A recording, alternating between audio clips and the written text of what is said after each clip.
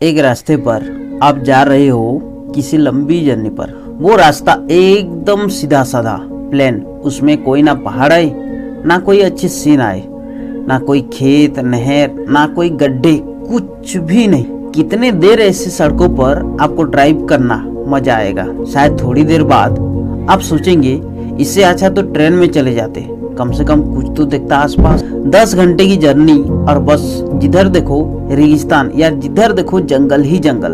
बाहर वाली चीजों के लिए तो हम कंप्लेन कर देते हैं, लेकिन कई बार ऐसे नहीं लगता। हमारा कैरियर भी जब एक ही स्पीड पर जा रहा होता है, उसमें ना कोई चेंजेस होते हैं ना हम कोई रिस्क लेते हैं, जबकि कैपेबिलिटी हम में बहुत ज्यादा होती है। लोग ऐसा बोलते हैं कि तुम बहुत कुछ कर सकते हो, तुम इसकी वजह इस फील्ड में होते या इस कंपनी की वजह तुम उस कंपनी में होते तो आज तुम्हारी ग्रो बहुत हो सकती है। लेकिन पता नहीं क्यों हमें क्या चीज रोकती है, क्या डर रोक के रखता है कि हम ऊंची उड़ान लेने से हमेशा डरते हैं। इसी पर एक छोटा सा कहानी। एक राजा को किसी ने गिफ्ट के तौर पर बाज के 2 बच्चे दिए। राजा ने इससे पहले कभी इतने सेहतमंद शानदार हेल्दी बाज नहीं देखे थे। राजा ने उनकी केयर के लिए बहुत एक्सपीरियंस आदमी को अपॉइंटमेंट किया।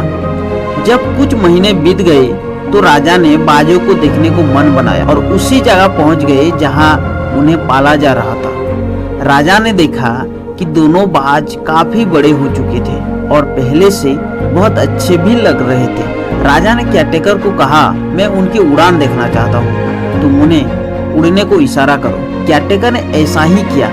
इशारा मिलते ही दोनों बाज उड़ान भरने लगे, पर जहां एक बाज आसमान की ऊंचाई को छू रहा था तो वही दूसरा कुछ ऊपर जाकर वापस उसी डाल पर आकर बैठ गया जिससे वो उड़ा था। ये देख के राजा को बड़ी अजीब लगा। उनकी केयरटेकर से पूछा, क्या बात है, जहाँ एक बाज इतनी अच्छी उड़ान भर रहा है वही दूसरा बाज उड़ना ही नहीं चाह रहा है।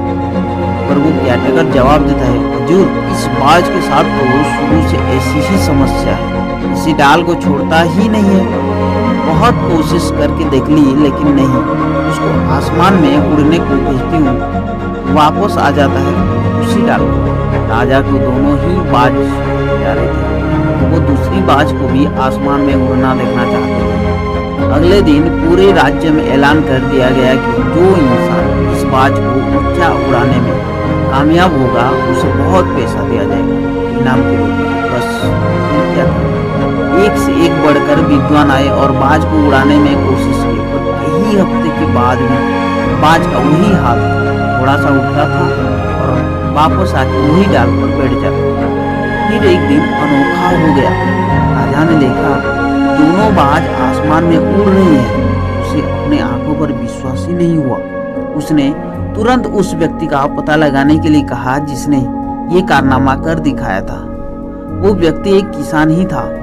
अगले दिन दरबार में वो किसान हाजिर हुआ और उसे इनाम के रूप में बहुत पैसा दिया और कहा, मैं तुमसे बहुत खुश हूँ, बस इतना ही बता दो कि जो काम बड़े बड़े विद्वानों ने नहीं कर पाए वो तुम कैसे कर दिखाया।